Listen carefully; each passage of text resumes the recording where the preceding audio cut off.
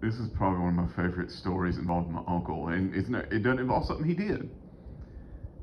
Years ago, I used to cut his grass because they were looking to give me a responsibility and maybe make a little extra money.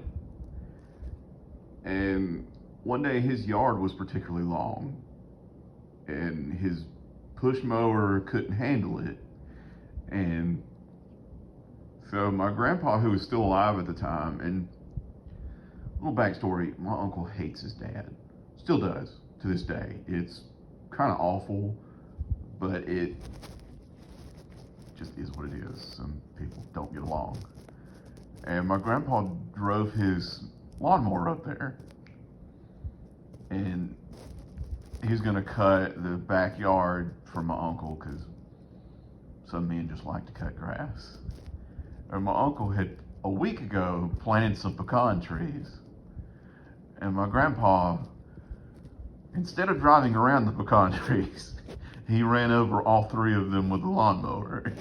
And the pecan trees did not come cheap, and they were little. And he ran them all over with the mower.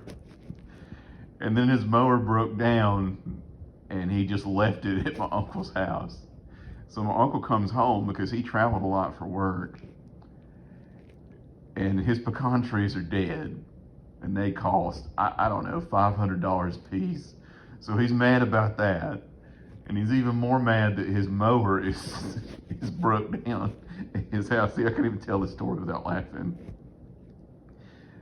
And he's just so pissed off that his dad, that he absolutely hates, destroyed his pecan trees.